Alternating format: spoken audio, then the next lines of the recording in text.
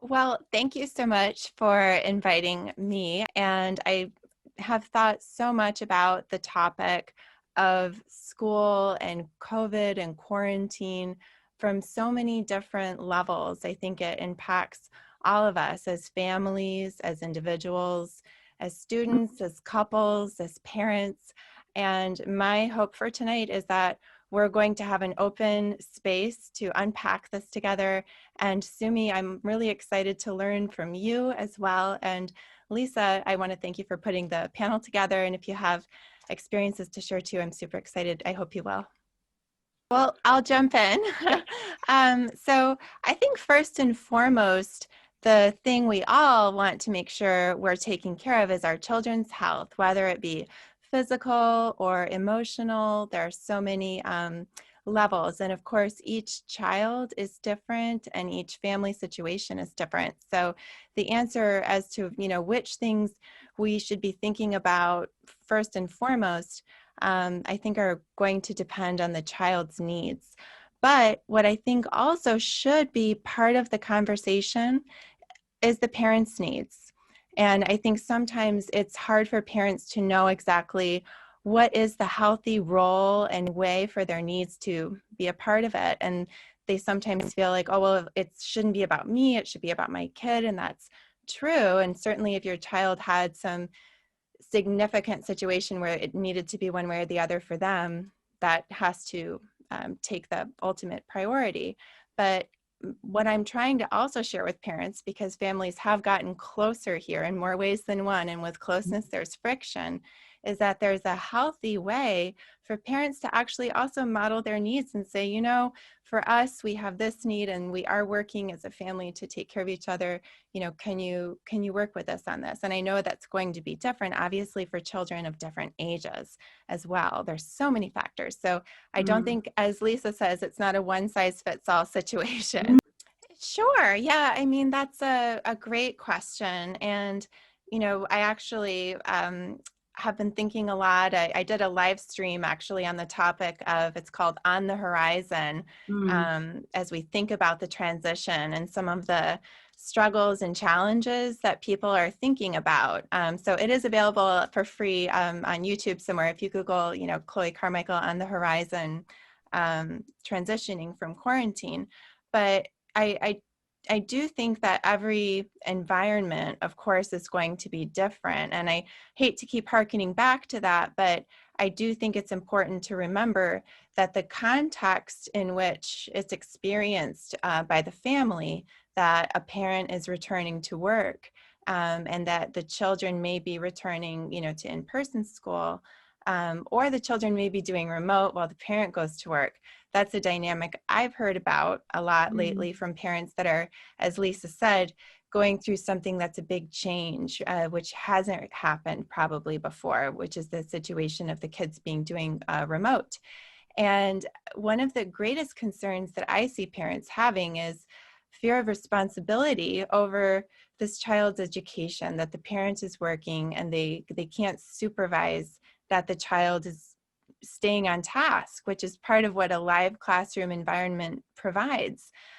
So, different families are doing different things. I know Lisa and I have talked about her program. I think that actually provides supervision, support services. I've also, known of people that have hired someone, just to be present as kind of like a school day nanny, school marm, to kind of just keep everybody on task. And I don't want to underplay, the potential importance of that. I was a yoga teacher before I was a clinical psychologist. And in yoga, we think of the three jewels in Buddhism as the Buddha, the Dharma, and the Sangha. And the Sangha is the community.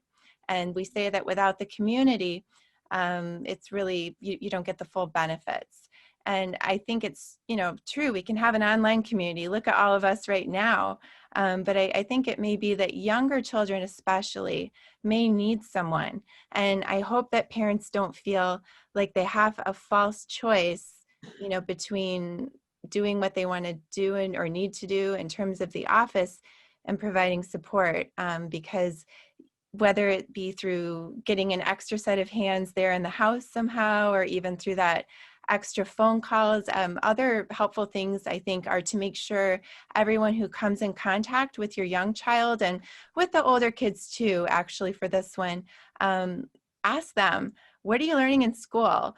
Tell me about it, and not to focus. I would kind of, if you can, try to ask your friends to maybe, be there to listen and ask if the child wants to talk about remote learning, but to try to maybe broaden the academic discussion beyond the fact that it's remote learning, and see if you can help grow the child's, sense of identity and pride as they talk about school in a little bit of a normal way. I could go on and on. So I'm going to pause here, but I just want to say I think it's a great question, and I do go on and on in my top, on the horizon free webinar. For the most part, yeah. I actually have a question for Sumi as well. You mentioned a 4-day turnaround time. I'll share, I was actually tested once myself and I was negative. And my test, was in a few hours, but that was at a different time, I think. But I have heard that we now have what are called rapid testing centers, and you can get your results like really quickly. And I have, can you speak to that, Sumi? Sure. I just want to say, I, as a psychologist, I always think it's important that we celebrate our victories. I think it increases momentum and engagement. And in depression, which I'm not saying anyone here is depressed, but I know some people have found, this to sometimes feel depressing. And in depression, we worry about what's called cognitive dampening, which is where we almost lose our ability to see the positive. And what Sumi just shared, about the rapid testing, I think is really exciting. I've seen people now able to come and go, like from the country, because they're able to make that happen. And I just think that's a lot of good news about 150 million tests, or, I didn't quite catch that number, but it sounds, I just want to celebrate that good news. I think it's really wonderful that we now have access to that information quickly. I was thinking exactly that. Yeah. So at 0.5%, then we're well below even, the low 1% gold standard, So I just do think it's really important when we have anxiety to be able to put boundaries around it. And so recognizing these types of reference points, I think is a really good neutralizer for the spinning wheels anxiety that can happen for some of us. And, we may have kind of even needed to transition that part of ourselves too, because back in February, March, when, a lot of this was first dawning on us, we didn't know anything. We didn't have supplies. There were more unknowns, etc. And we kind of then shut ourselves into our homes, and now we're starting to foray out. And on a certain level, I think we're kind of expecting to return to where we were before, and almost bracing ourselves for that. But the good news is, as Sumi is sharing, and as I think on a certain level, we all live and experience that, that we're not really in that initial period of disorientation, and that things are getting better. Sure.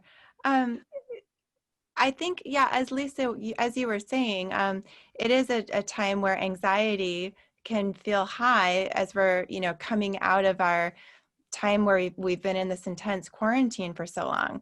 And that can include social anxiety as well. So even just going and, being around a group of people when you haven't done that in a long time, it can almost feel, like you're socially awkward in a way that you didn't necessarily feel before. And there's also the issue that if everybody is in a mask, just on a certain knee-jerk level, I think many of us associate that to, medical danger, anxiety.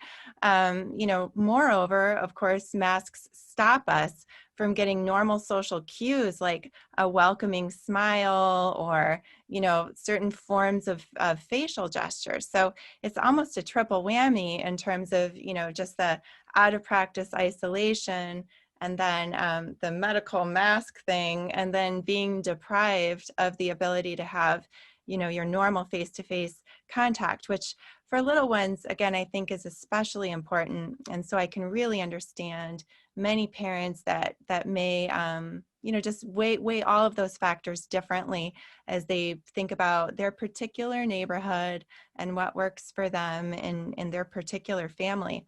But when you are, whether you're a child or, an adult, and maybe even you want to model for your children some good social behavior in those situations, you can try to scan for signs of social acceptance, because on an unconscious, almost automatic level, I believe our rejection sensitivity can get heightened in those types of environments.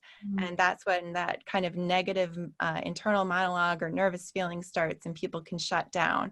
So to give yourself a cognitive way to just force yourself in a light way to just latch on to stuff that's going to be reassuring and bridge building and pro-social, maybe challenge yourself to think of, 5 signs of social acceptance. And that can be somebody calling to say hi. It can be somebody waving. It can be like some kind of an eye gesture. So then you're starting to notice, are people trying to make eye contact with me? And you're starting to look in a new way, which, unfortunately, for I'm not sure how long, appears to be a part of life. I think also there's issues around uncertainty and other things that can be really hard for people to deal with. So one of the things that I've been writing about and talking about is thinking about your way of framing uncertainty to yourself. I work with mostly very high functioning people. And for us, so to speak, us meaning people who are intelligent, driven, goal-oriented. A lot of us, when we experience uncertainty, interpret it as a signal that there's more research we need to do, or that maybe we're missing something, or that, we're behind somehow. And that can naturally be an uncomfortable feeling. The healthy function of anxiety is to stimulate preparatory behaviors. So we might be used to feeling healthy anxiety when we're uncertain because it means we need to do more digging. But in this situation, it's unique because uncertainty is actually the appropriate emotion. Nobody really does know some of the things that some of us may feel like we're trying to guess. And so if you struggle with uncertainty, I just encourage you to silently repeat to yourself, uncertainty is the appropriate way to feel right now. Uncertainty is the appropriate emotion right now. That can just help to normalize it, and it can help to remind you that you can stay grounded where you are. So, there's, I mentioned that technique as well as the social scanning technique, but the good news is that there are a lot of really good ways that if we put our minds to it, we can think about these issues of anxiety. There's also the topic of secondary gains, and I have some interesting thoughts on how those things connect, but I won't go on and on, except just to say that if anyone does want to connect with me on social media or any other ways, I love these types of conversations. So Lisa, thanks again for just organizing this. Sure, thanks. I just wanted to agree, Somi, that of course, I do have thoughts on the social part of it, and that is, of course, a part of public health as well, is our social interaction, our social support networks, and our mental, health and well-being, and, maybe our need for domestic support. I know we discussed a lot of the stressors and educational goals, that we may have, as well as needs for social support if it is a New York City winter. And as well, I really like what you said about people, I think, basically using their own sense of judgment and common sense about who they would want, to have in their home. And does this appear to be someone who is maintaining a level of cleanliness that feels appropriate, right? And that at a certain level, there's no, litmus test, at least, so to speak. Maybe Avid is working on it, but until that point, many of us are going to have to, at a certain point, rely on our common judgment and not have to feel as if we always know every answer. I think that's kind of a setup for pressure. At the same time, I really love the idea of putting a lot of thought and discussion into the topic to really give yourself a chance to think it through so that you can really truly use all of your senses when you think about these questions.